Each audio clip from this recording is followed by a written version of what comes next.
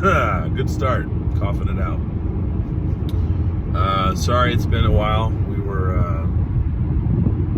battling sickness, among other things. I still sound like the Crypt Keeper slightly, but I feel a lot better. I wanted to talk about Fast 10 because I saw it and it was good. It was all right. I've always thought the Fast saga has been like just like testosterone filled, and I think a good experiment for that was the Expendables.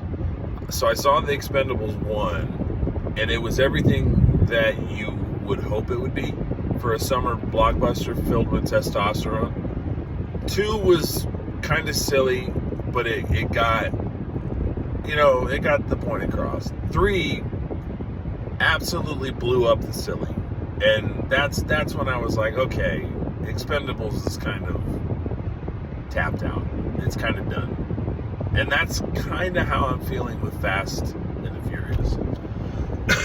So it seems to me that when you bring The Rock in, it rejuvenated it with I think it was Fast 4 or 5 that he came in, and they were just like, okay, we need to put some life into Fast and Furious. So they brought The Rock in. And then they just start piling on the top build cast. They have like Jason Statham, who ends up being the one that killed Han, and then you have his brother, whose name escapes me, but a really good actor from The Hobbit and other things. Just Helen Mirren, John Cena, Scott Eastwood, Kurt Russell, the list of good quality actors just builds. But Fast 10, mild spoilers, maybe big spoilers ahead. I really didn't like the trailer. So first of all, if you've seen a trailer, the trailer should have said major spoilers ahead, because that trailer was absolutely chock full of spoilers. And it was I hate when trailers do that. Like, you're going to show me a 3-minute trailer that pretty much tells me everything and it spoils everything. So everybody's in this movie. Charlize Theron just manages to limp back into this movie. Michelle Rodriguez, sigh, is still in this movie. They even managed to have Mia have a somewhat of a part in the movie. Like, Mia to me is the biggest one that's like, why is she still in the movie? Brian is gone into the sunset. And the problem now with Brian is he's not dead in world. So where is he?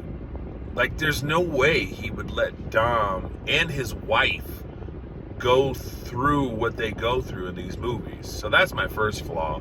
It's like, you have to kind of, if you don't want to kill Brian off, you have to strap him somehow. And don't just tell me it's his kids. That's not good enough. Jumping right to the new villain.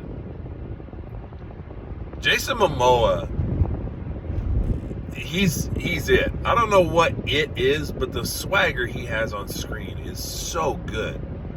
I really love what they did with that villain to a certain extent. I think they messed it up a little bit by trying to give him a backstory.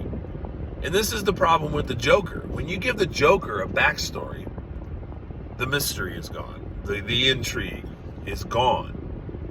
And that's what I see here. Now, you give Jason Momoa a backstory of he's the mentally unstable son of a former Fast and Furious villain. Okay, I can get there. That's all about family, so they tied in family again in another way. Great. But now that you've made him completely bat bleep insane, you've lost that intrigue. Like, why is he crazy? He was born rich I don't understand what makes him crazy. And if he is crazy, why is he so hell-bent on revenge? That just doesn't compute. It's like, okay, he wants revenge because his dad was killed. But then when you see how he treats human life in general in the entire movie, this dude wouldn't care about his dad. Not in that way. He wouldn't want to avenge his dad. Like, he's not just an angry son. He's a demented angry son. And it just didn't really add up to me. So the whole motivation for the villain was kind of messy. But it's a summer blockbuster. Jason Momoa pulls it off. He's amazing. And the way he interacts with the characters is really fun. They bring back, this is where spoilers come in. They already brought back Han. His death was impactful at the end of Tokyo Drift. And his resurrection was, it was subpar. I think they thought it was going to be way more impactful. It really wasn't that great. And it was kind of messy the way they explained it. Oh, a government agency covered him up. Well, they're flat out of ideas. They bring back Gal Gadot at the end of this thing. She's driving a submarine. It's silly. It's all of it's silly. But I can get behind silly. Like James Bond, over the top, silly. That's okay. But where you lose me is there's no more stakes. So you want me to feel there's a sense of danger for Dom and his son at the end of this movie. That's the cliffhanger they leave you headed into 11. I don't feel that sting. I don't feel that at all because you've killed characters before and they just come back. They just come back. Death doesn't mean anything to these people. Gal Gadot called the studio and said, hey, Wonder Woman's not working out. Can I be in 11? And the studio was like, yeah, I mean, the same shady government organization that took out Han, we'll have him also help you. But somehow Han doesn't know that Gal Gadot is alive. Like, okay. You've lost me at that point. Like, this plot has gotten away from the writers completely. They don't know what to do with Luda anymore. He's just the wise Yoda of the story, which is so weird. He started as a street level hustler. He was the money guy. He was in the Fast and Furious, I think it was 2. He's the money guy. And then we bring in, other characters, and all of a sudden his story arc is he's Yoda with, I don't know. I just think it's odd. But and Tyrese Gibson is like he's like the Luke Skywalker, and he's trying to find his way.